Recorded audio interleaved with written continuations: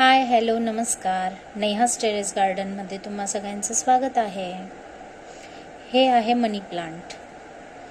मनी प्लांटची मी कटिंग लावली होती. त्याला रूट्स तर भरपूर आलेत, तुम्ही पाहू शकता. पण जेव्हा रूट्सचं प्रमाण जास्त होतं तेव्हा मनी प्लांटची वाढ होत नाही. तर त्यासाठी आपण काय करायला हवं? जर तुमचा मनी प्लांट असा वाढला असेल आणि त्याची रूट्सची ग्रोथ जास्त प्रमाणात झाली असेल तर तुम्ही मनी प्लांट इथून कट करू शकतात.